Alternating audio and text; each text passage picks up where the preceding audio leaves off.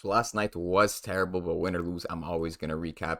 And you could see right here, we reverse swept. And that's because my plays are super correlated. Went to Andy Robertson and Jack Hendry, both from Scotland, on their overpass attempted. Yesterday, I did say that these guys are going to clear their lines together, but I did think the over was the play. Unfortunately, they both went under. Same thing for Ezzy and Joel Lloyd. The juice was on the under for both of these girls, but they both ended up going over. So you could just see how correlated these plays were. You want to play in stacks of 2, and you can see both these cash together and both these cash together. Unfortunately, we're on the wrong end of those cashes, but more often than not, will be in the right direction. So if you missed the soccer, I said you could go a Lindor and Nimmo and did that. And this was the only stack that did not hit. So Nimmo did clear his 1.5 hits, runs, RBIs. But Lindor did not get that run. We got to the board and we're building some similar slips for tonight. In soccer, that was the first stack that I missed in the Euros that went the opposite direction of where I said it should. Tonight, I'm feeling good about this Italy versus Spain game. And honestly, I think these Spain lines are way too high and I think these Italy lines are way too low. I'm going to be focusing on the Italy lineups for today. And you can see we have 4 options here. So the idea is, who's the best options of these 4? Because you can't stack them all together. You're going to get a payout nerf. So you want to just grab them in stacks of 2.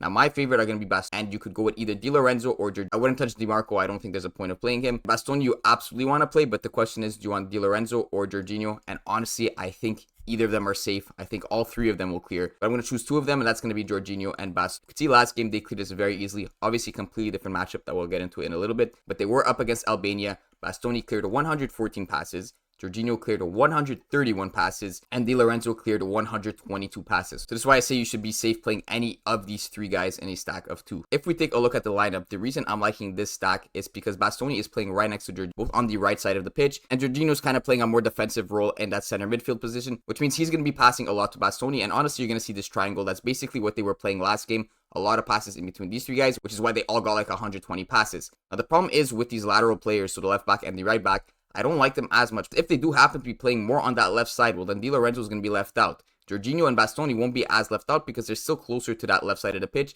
than Di Lorenzo is, right? He's on the completely other side. So that's why I feel more comfortable taking the central players. And in general, most plays are going to be going through the center, especially when you're transferring over to the other side. So these guys are going to get these passes when they're transferring the ball over, no matter where it is. Di Lorenzo is a bit more isolated. So despite the fact that I do think he'll still clear, I think Jorginho and Bastoni are a safer pick. If we compare these lines to the sportsbook to see if these passes attempted are at a fair line, if we compare it to Bet365, you'll see Jorginho is set at 50.5. We're hitting at 49.5. So 1 pass of protection there. Di Lorenzo, we also get 2 passes of advantage. And Bastoni, we're getting no passes of advantage, but I do think he's the most likely prop to hit, so I'm definitely going to be locking him in. Now, for the actual matchup and why I think these lines are too low, it's Spain versus Italy. And yes, Spain is the favorite. Italy is the underdog, but this game could go either way. And the thing about this game is whoever wins it, they're going to be at the top of the group because both these guys have 3 points. So Spain and Italy both have 3 points in 1 game. Albania and Croatia are both at 1 point. So no matter if Albania and Croatia win their next game, they're going to be at a maximum of 4 points. So if Italy beats Spain tonight, they're locked in at that first spot because they're going to have 6 points.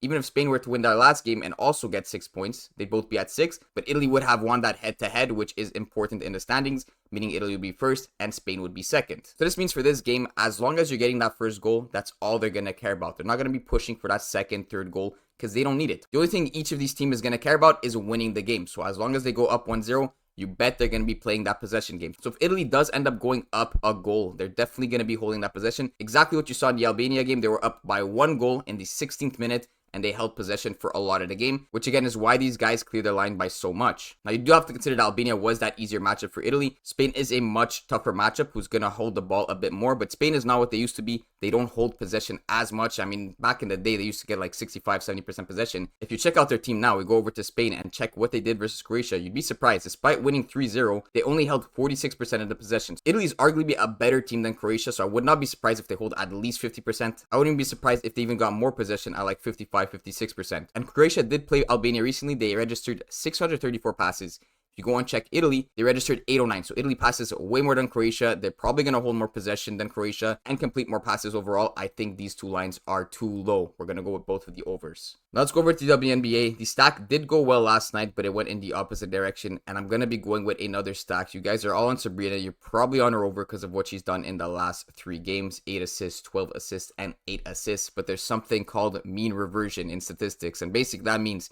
that she has to come back down to reality. Her and Jonquel Jones are clearing their lines way too high. And basically they're going to have those bad games that kind of revert down to their normal averages. I'll show you what I mean when I get on props.cash. But I will be going with Sabrina's under. The juice is towards the under. I do think it's the correct play. And I'm also going with Jonquel Jones under on the 16.5 points, which again, people are probably all hammering the over. But if we take a closer look at this game log, Sabrina does have heavy juice towards the under, minus 125 on DraftKings, minus 125 on Hard Rock Bet, minus 130 Bet Rivers. Basically every single sportsbook has her juice towards the under. It makes no sense to take the over on Prizepicks. If you love the over, go play it on BetMGM or something and get minus 105 value. Now you see she's averaging 6.1 assists over the season, but in the past 5 games, she's averaging 7.6. So this means statistically, she has to have bad games to bring this average back down to reality, which is around 6.1. So if she gets exactly 6 assists tonight, that average is going to go down in the past 5. And it's going to take her back down to 6.1. So even if she does drop 6 assists tonight, well, we're still cashing her under 6.5, and it has that mean reversion. You can see all these games where she's getting like 3, 4, 5 assists. It's kind of similar to the fact that she's getting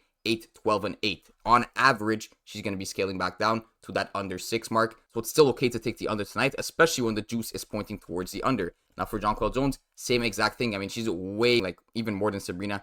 22 points, 29 and 34. She did just slightly hook that under 16.5 last game. But again, she's averaging 16.8 points per game. And she does have these games which she gets 10, 5, 4, and 8. On the complete opposite, she does still have games like 22, 29, and 34. So you're basically going to have these very good games. You're going to have these very bad games, and it all evens out. I like the under tonight because if you check the juice on Bet Rivers, minus 121 on the under. FanDuel minus 128 on the under. Hard Rock Bet and BetMGM both have her set at 15.5. We're getting her at 16.5 on Prizepicks. So basically everything's pointing towards the under, of course, except her past game logs. But I really don't consider that into my analysis at all because it honestly doesn't matter. If it did matter, Prizepicks would not be showing it to you this easily. Last thing to mention is the matchup. They have not played the Sparks this season yet. Obviously, New York is a much better team, so you might think these girls are going to feast tonight. I think it's going to be the opposite. The spread is minus 15 towards Liberty, and bloods do not work the same in NBA as they do in WNBA. The girls are still going to play that fourth quarter. Like, they're not going to sit out all these starters with like 6 minutes left in the game. They still pretty much play down to the wire, but they do get less minutes. And if I do show you the minutes in the recent games, I mean, they have been playing so many minutes. 34, 37.5, 36.3 last game. There's literally 40 minutes in a WNBA game. She played pretty much the whole game. So this is definitely a good spot for these girls to rest a little bit more. And they don't have to rest like a crazy amount. She doesn't have to put 30 minutes in. If she even gets down to like 32 minutes, I think that's a good spot for the under. So despite the fact that it's actually an easier matchup, I think the unders actually benefit from this. So if we go over to Sabrina too, you're going to see something similar. She's been putting in crazy minutes. 36.4 minutes last game. So if she gets like 32 tonight, again, that is going to help us scale down her assist as well as Jones's points. This is going to be the slip for tonight.